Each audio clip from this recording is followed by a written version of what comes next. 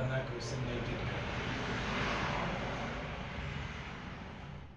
हमारा नाम राजेश कुमार पांडे है।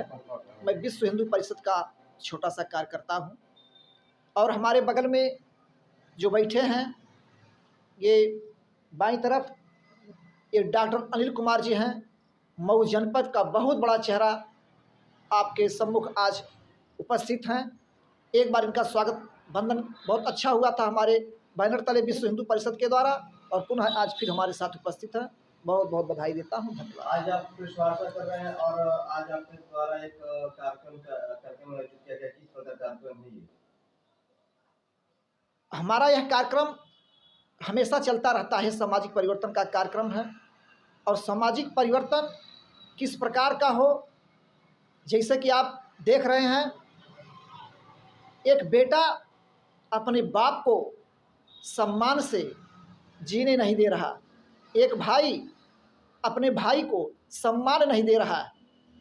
आज इस देश में परिवर्तन का मतलब है कि देश में परिवर्तन करने के लिए विश्व हिंदू परिषद जो कदम उठाया है मेरे भाई, विधान दो हैं।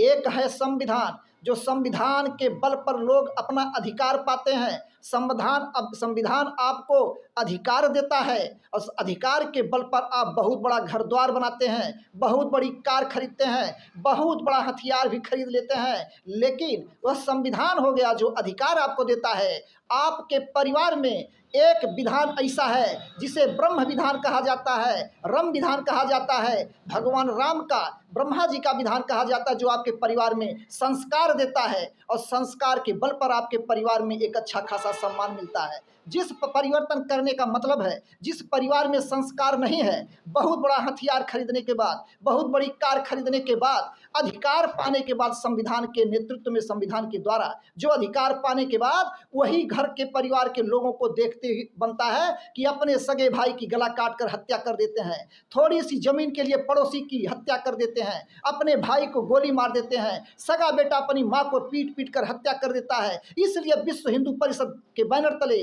विश्व हिंदू परिषद के कार्यकर्ता संस्कार देने के लिए घर घर जा रहे हैं, हर गांव में संस्कार देने की बात करते हैं। तो क्या आपके द्वारा जो ये परिवर्तन यात्रा चलाई जा रही है, क्या इससे क्या लोग समझ पाएंगे? जरूर समझ पाएंगे। भगवान राम के चरित्र का बखान करते हुए जरूर समझ पाएंगे और संस्कार अच्छा खासा दिया जाएगा। बड़े छोटे का सम्मान होगा तो समझाने के लिए प्रयास किया जाएगा और जो समझेंगे उसके घर में संस्कार बढ़िया होगा तो कम से कम आपसी सौहार्द और प्रेम भाईचारा कायम रहेगा, बना रहेगा।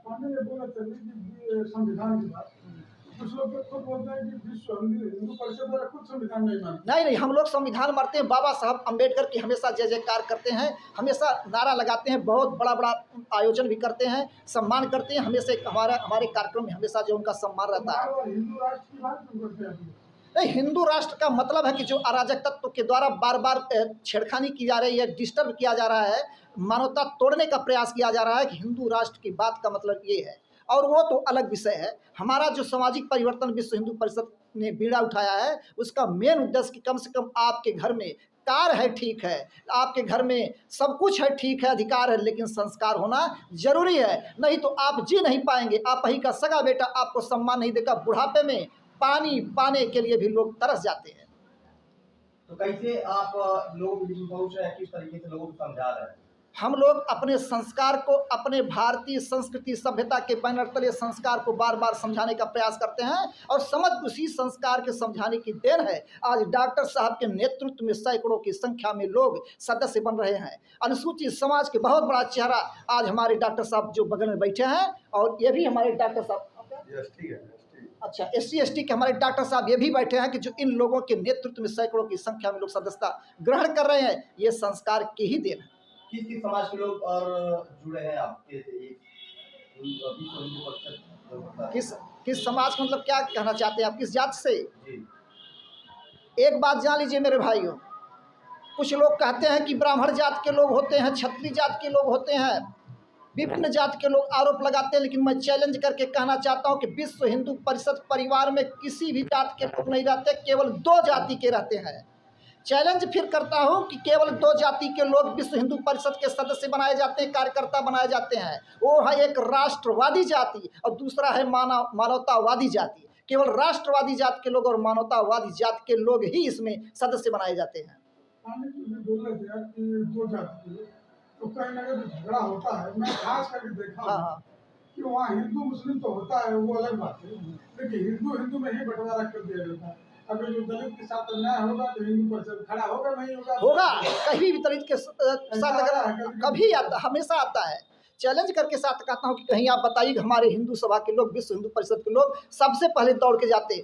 हम लोग जहाँ गांव में जाते हैं कभी भी वोट की बात नहीं करते हैं, लेकिन अपने समाज पर पड़ने वाले चोट की बात करते हैं। और सबसे पहले विश्व हिंदू परिषद का कार्यकर्ता पट्टी और मलहम लगाने का काम करता है। अब तक आपका जो विश्व हिंदू परिषद है और कहाँ अभी तक कार्यक्रम को कर चुका है और कहाँ कभी किया गया? ये हमारा कार्यक्रम पूरे भारत में हो रहा है। विश्व हिंदू परिषद है, ये एक जिले का कार्यक्रम नहीं है, न एक ब्लॉक का कार्यक्रम है, पूरे संपूर्ण धरती पर हमारा कार्यक्रम हो रहा है विश्व हिंदू परिषद का। विभिन्न प्रखंडों में हो रहा है, जिलों में हो रहा है, हर जगह हो रहा है। आज इस प्रेस वार्ता के माध्यम से उन लोग क्या संदेश जाएंगे जो समाज के हित में न रह करके और दूसरे हितों में रह करके कार्य करते हैं? सब क्या चीज कहा आपने? समाज में जो गंदगी फैलाते हैं और अराजकता के लोग होते हैं उनके लिए क्या संदेश देना? उन्हीं लोगों के लिए सामाजिक परिवर्तन यात्रा का कार्यक्रम चलाया जा रहा है कि कम से कम एक अच्छा खासा विचार उनके अंतःकरण में, मन और मस्तिष्क में जब प्रतिष्ठापित किया जाएगा तो जो विकृति की भावना है, लोगों के अंदर मतभेद की भावना है, वो कम से कम समाप्त की जा सके।